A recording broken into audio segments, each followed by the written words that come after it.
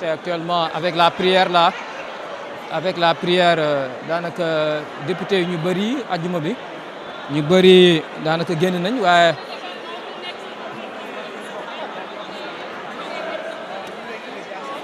d'abord tey ak nan nga jàngatee aussi question d'actualité. waaw d'abord dañuy saluer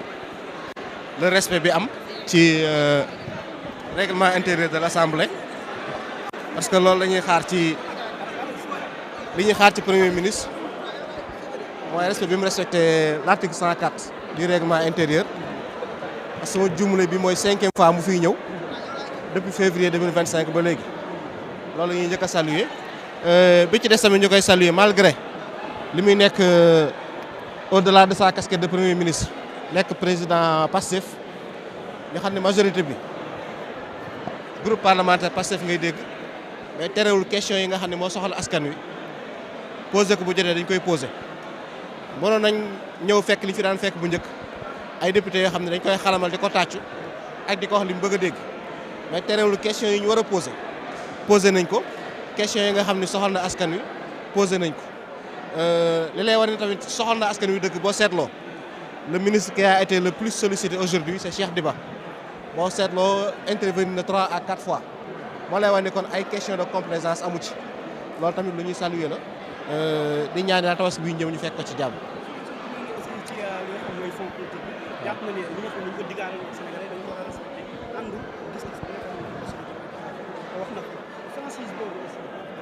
waaw xam nga Francis bi li tax mu préciser ko mooy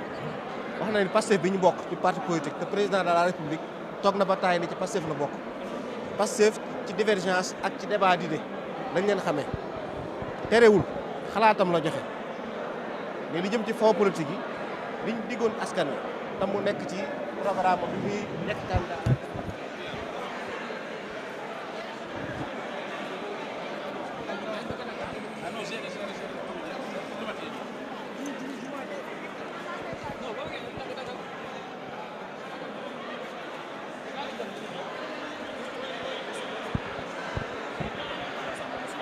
loi organique moo ko wax moom nag respecté na ko bu ñu nekk waaw góor daa fekk am na ñu fi nekkoon mënoon ko def defuñu ko moom mu koy def et bi ñu ñëwee gis nañu vraiment que ne député yi posé nañu des questions liées à l'actualité questions yi nga xamante ne am na rapport ak nekkinu sénégalais yi seen dundin questions yi nga xamante ne am na rapport ci mbirum finance xamante ne wàllum dette bi wàllum FMI wàllum accès à l'eau ak yeneen yoo xamante ne vraiment gis nañu premier ministre ak ministre yi mu àndal apporter ci ay réponses yu rassurantes et que loolu dalal na xel et dina leen gën a ñaaxaat ñoom it aussi ñu gën a bàyyi xel liggéey bi ñu def xam ne kat assemblée mu ngi leen di bàyyi xel su ko defee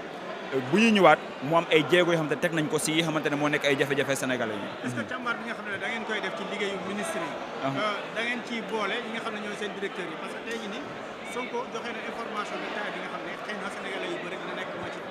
waaw effectivement xam nga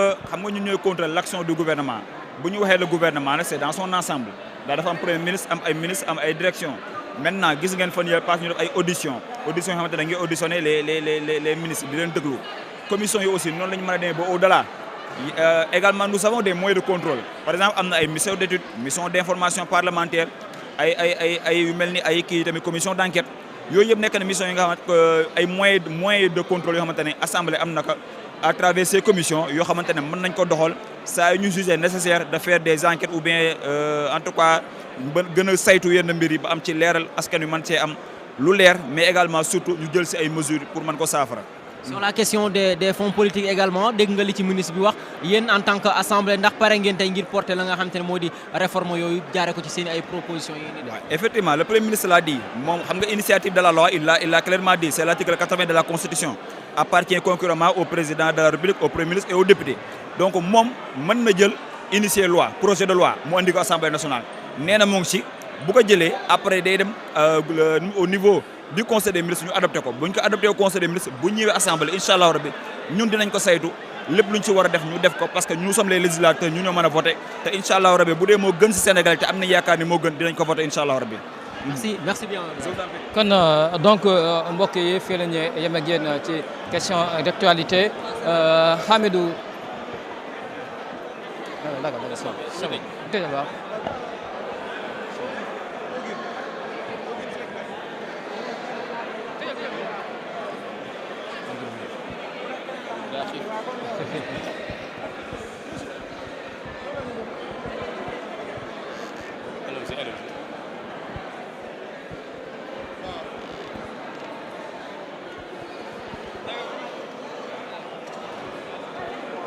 C'est bon. Alors mbokku Sénégal 7 ainsi s'achève li nga xamante ne mooy 5e passage du Premier ministre Ousmane Sonko à l'hémicycle devant les députés ñu koy dippee question d'actualité gis seen question d'ordre économique social santé daanaka députés yi posé nañu ci ay questions indi na ci ay tontu gis seen l'impression des députés à la sortie Amadou Ba et aussi Saliou Dione gis seen ils ont aussi évoqué li nga xamante ne les questions liées au fonds politique liées aussi à l'économie kon donc il y a une satisfaction ci li nga xamante ne mooy la majorité parlementaire passive ginnaaw bi nga xamante ne exercice bi déroulé nañ ko depuis 9h ba 13h Thior aussi ma jox la kàddu bi ñun ñu mën a tëj li nga xamante ne moo di 5e passage bi. Très bien Gadio comme ni nga ko waxee noonu la demee je pense que séance bi mu ngi démarrer à 9h parce que rendez-vous bi c'était à 9h finalement il est 14h moins gis nañ ne jeex na donc 14 interventions au total en tout cas pour ñi nga xamante ne posé nañ ay questions 10 du côté donc de la majorité parlementaire c'est un calcul au prorata alors moo tax ñi nga xamante ne ñoom ñoo am 130 députés mooy Pastef ñoom ñoo posé les 10 questions Ousmane Sonko le premier ministre ak ñi mu àndal ci délégation bi ministérielle bi les 4 autres questions ñu séddale ko ñi nga xamante ne ñoom ñoo faree ci opposition parlementaire bi 2 pour le groupe parlementaire Takku Wallu Sénégal ak 2 pour le groupe des non-inscrits alors plusieurs questions ont été abordées ki nga xamante ne moom mooy le premier ministre ak ñi mu àndal indi nañ ci ay leeral defe naa teewlu ngeen ko à travers la chaîne d'information Leader Sénégal 7 que ce soit li nga xamante ne jamono ji moom mooy les négociations entre l'État du Sénégal ak le Fonds monétaire international ki nga xamante ne ministre des finances Cheikh Diba indi na ci ay leeral du côté de la justice également ku ne xam na ne nag la justice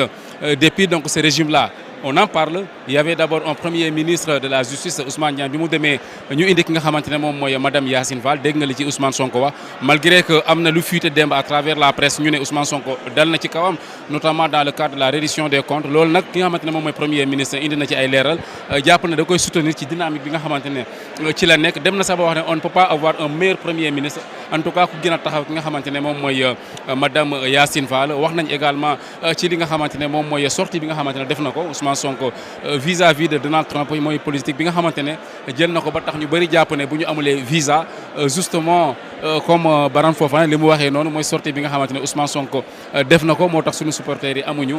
vraiment ay visa pour mën a dem ci compétition boobu nga xamante ne war na am aux États-Unis en tout cas muy question yoo xamante ne amoon na solo le premier ministre tout comme les membres du gouvernement ils ont tenté d'apporter donc des réponses à cette 5e séance de questions d'actualité en seulement 2 ans d'exercice mbokk yi xanaa rek ñu jox leen dig daje à travers la chaîne d'information Leader où vraiment l'information est en continu des émissions vous attendent également ce soir avec les grands présentateurs vedettes Ya Moussa Camara alors ñu ngi leen di jox dig daje di leen di bàyyi nag ngeen continuer comme ni ñu ko waxee sànq à travers la chaîne d'information et surtout restez connectés. Merci beaucoup.